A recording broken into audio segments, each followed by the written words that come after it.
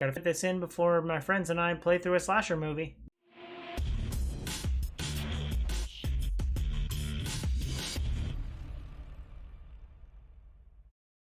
What up, viewers? What up? What up? Calc Soups here, and today is Friday, July 1st, and that means it's time for a quick recap of the week in video game news. We had a small, specifically mini direct this week. This was a Nintendo partner showcase. So by partner, they mean third-party titles, which was good. And it was mini because it was only about 20 minutes long, but it definitely packed it full of some pretty interesting games. The first one was Monster Hunter Sunbreak, Monster Hunter Rise Sunbreak, which actually launched this week. And they showed off a couple of the new mechanics in the game. So for all those Monster Hunter fans, be sure to check that out. I got Lorelei and the Laser Eyes caught my eye. It was like a really unique puzzle game. It kind of reminded me of the picture game. I forget what it is right now, but it was a puzzle game from Annapurna. So all that kind of caught my eye and caught my interest. There was another game that caught my eye, which was called Blank, I assume. It was a black and white co-op game where I think one player plays as a wolf, one player plays as a fawn. So it was just kind of black and white. It was really cool. I really liked kind of the art style of it. Return to Monkey Island was featured in the Nintendo Direct Mini Partner Showcase. So for all those Monkey Island fans, going back to the classic point and click adventures, so just kind of reiterating that Return to Monkey Island is coming sometime soon, although having recently put together a list of all the games coming out this year, I didn't include Monkey Island, and I think that was correct, but yeah, there wasn't a date attached to it. We also got Mario plus Rabbids Spark of Hope, or 2, I call it 2, but Mario plus Rabbids Spark of Hope. I think it's funny that this is considered a third-party title, because I think I don't know if Nintendo or Ubisoft is the publisher. I think Ubisoft is the publisher of record for Mario plus Rabbids, but it's just kind of funny because it's very Mario driven. So just kind of interesting stuff there, but I'm pretty excited for this. There was also a date attached to this. I believe it comes out October 20th, 21st, one of those 2 days. So I'm looking forward to Mario plus Rabbids. I played through the first one and really enjoyed it. I like XCOM. I like Mario. I'm kind of meh on Rabbids. But all in all, it's kind of fun. And there's a lot of showed a lot of gameplay where you can run around freely until you find your spot, and you can like dash through enemies while you're running around. And then you can like the co-op, or not the co-op, the partner moves where you like jump in the air and float for a while to get more distance. Like that all still there. So pretty interesting stuff, and you can play as, and Bowser's going to be one of the playable characters. So all in all, I'm kind of looking forward to Mario and Rabbids. Really liked that. I really liked the last one, so looking forward to this one. There was also a puzzly train building simulation type game where you're just kind of like trying to design train tracks so that they're bringing specific contents from one part of the map to the other. Just seemed like a pretty cool and relaxing kind of puzzly game or train building simulator. So I'm really looking forward to that one. It was called Railgrade. Yeah, I think I'm always looking for kind of the smaller kind of bite-sized games that I can play for small amounts of time when I want to kill time, other than the grand epics or AAA games that I'm looking for. So that one kind of caught my eye too. And then the one I think everyone should kind of be keeping their eye on is Disney's attempt at Animal Crossing. We got a little bit of that earlier this year, but Disney's Dreamlight Valley will be launching into early access on September 6th. I forget all of the details of like how many platforms it's on, or if it's mobile and if it's free to play. But Disney doing Animal Crossing, like we all saw how much Animal Crossing took over the world back in 2020. So Disney's attempt at it with Disney characters, I think, is going to be even more popular. So I already know a bunch of people are very excited for it in my kind of circles. But yeah, I think this could be kind of a pretty big mover shaker, especially if it's free to play. I'm wondering how they would monetize, or if there's an upfront purchase, how they're going to handle that. So those were all the games from the Nintendo Direct Mini. There was like another half dozen more that I can't quite list off right now, but if there's any that you feel like should have talked about, feel free to leave a comment down below. Moving right along, we did have two expansions or DLCs dropped this week.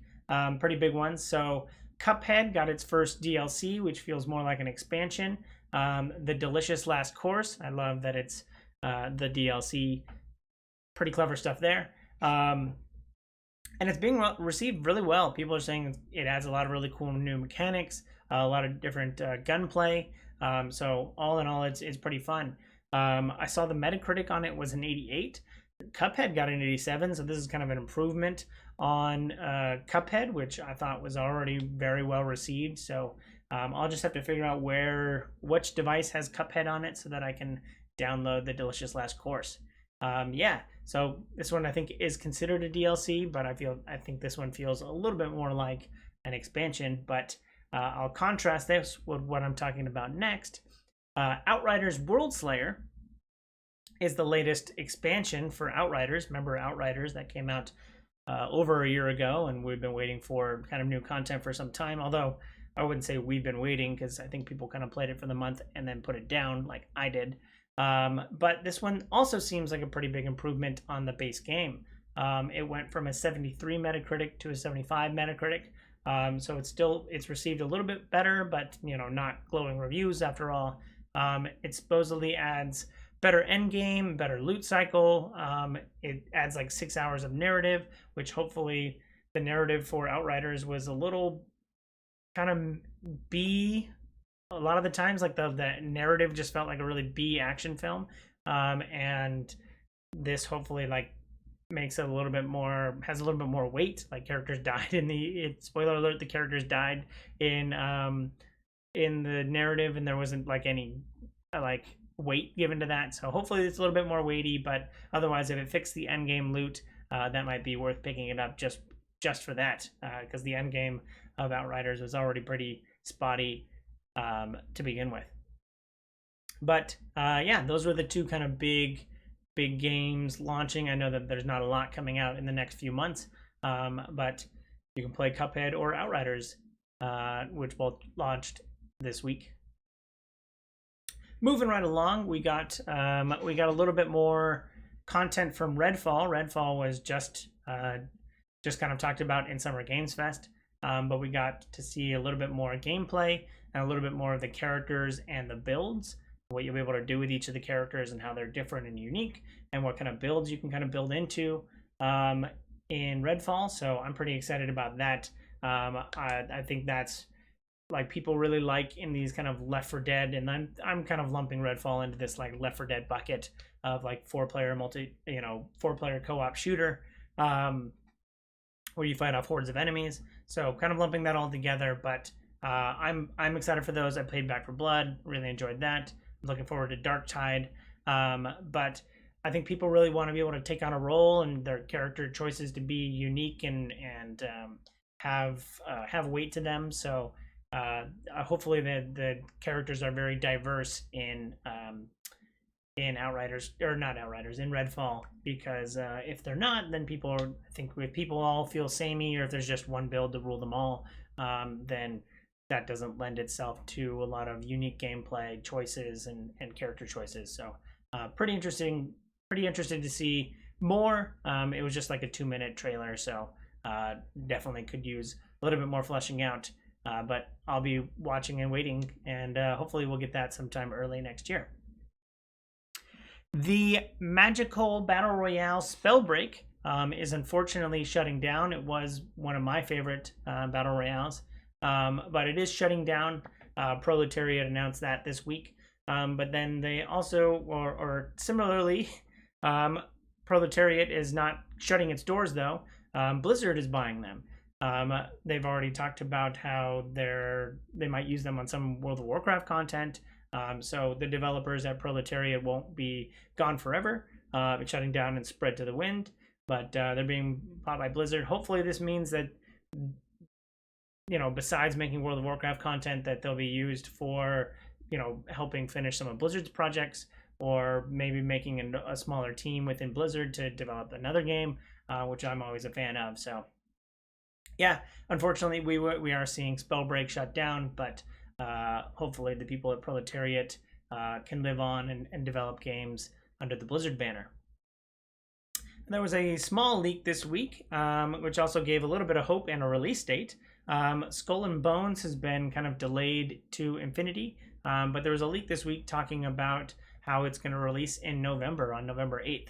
So there was also, I think also as part of the leak, there was like confirmation. There might have even been like a box art included. So if I'm remembering correctly. So unfortunate to see it leak, but I am excited for Skull and Bones later this year if it does come out in November. So I know that there's not going to be an Assassin's Creed this year. They're kind of on the every other year cycle. So, but I mean, obviously they'll have like Valhalla content, I think, for Assassin's Creed. But yeah, Ubisoft needs some games, and so happy to see Skull and Bones.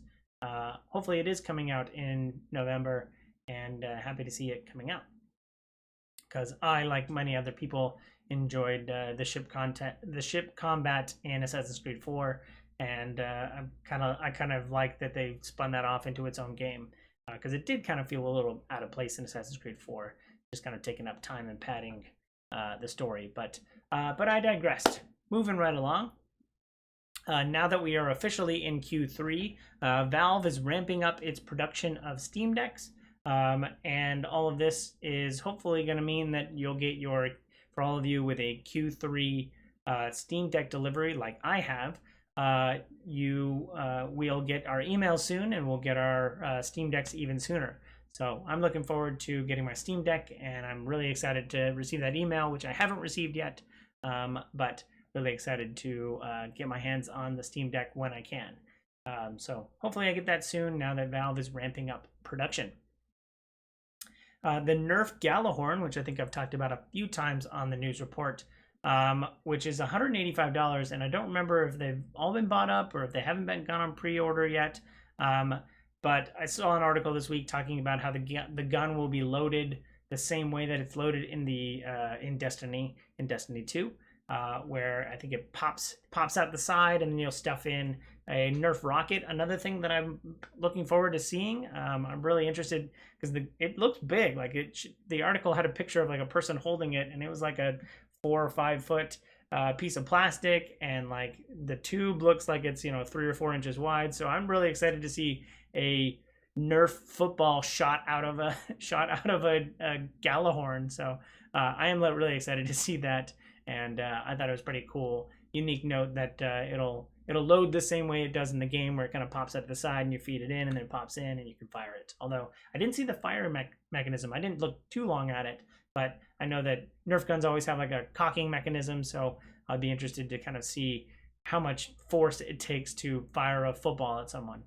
But looking forward to that. Moving right along, I saw a trailer for a Fallout 4 mod called Fallout London, which really caught my eye, and also just kind of got me thinking about Fallout, which I haven't thought about in a while, as one of my favorite, if not my favorite, video game franchise.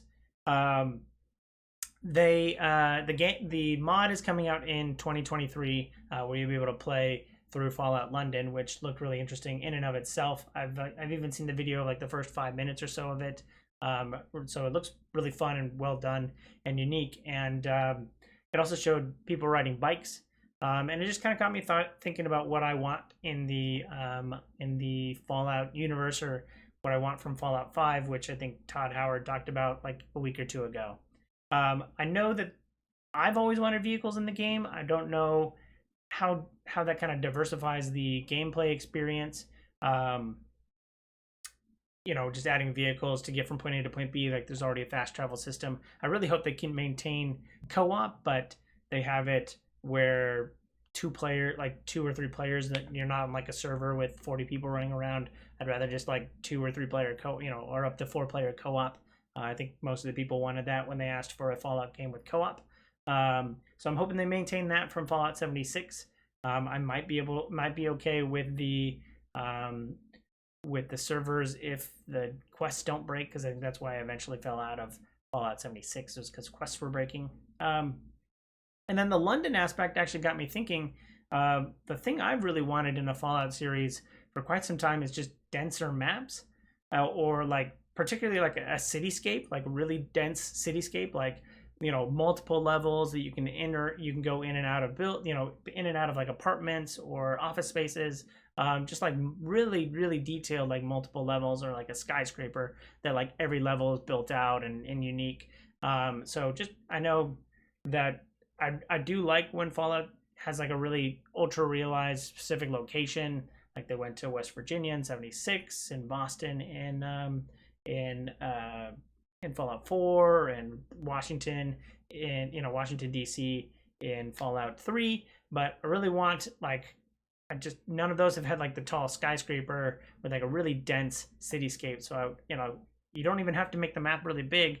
You just have to make it really dense, which I think a lot of people have really liked. And I think like even things like Elden Ring having a really dense map, people really like responded well to that. So that's just kind of what I've been thinking about for the Fallout series. I'm excited for the Fallout London mod. I don't typically jump in on mods, but this one kind of looked fleshed out. So I might actually download Fallout 4 on PC and see if I can upload or download this mod. But yeah, those are kind of my thoughts on Fallout. Let me know where you think the Fallout series should go next, and what they should do with it to kind of jazz up the gameplay. Speaking of Fallout, but something different, the Amazon Fallout TV series that is being worked on has gotten a pretty cool addition to their cast. They've gotten Agent Cooper, or Paul Atreides from the 1984 Dune. They got Kyle MacLachlan to play as a character. I don't know if he's going to be the primary character or like the protagonist of the story, but the fact that they've got him and we'll be able to see him hopefully regularly throughout the Fallout TV series has got me pretty jazzed. So love Kyle MacLachlan's work, Portlandia and all that kind of stuff. So really excited stuff. And like I said, Fallout's my favorite series, so seeing it in live action on the on the little screen, on the home screen is going to be really fun. So yeah. But that is all I have time for this week. Let me know if you feel like there was something in the video game news that you would like to talk about down in the comments below. Thanks as always. Thanks for watching. I hope you enjoy this content. If you do, follow, like, and subscribe to me on YouTube and Twitch so you can see more great content like this. I'll have links down below in the description. Thanks again. I hope you have a super day. I hope you have a super long weekend and a super 4th of July. And I hope you have a super day. Bye.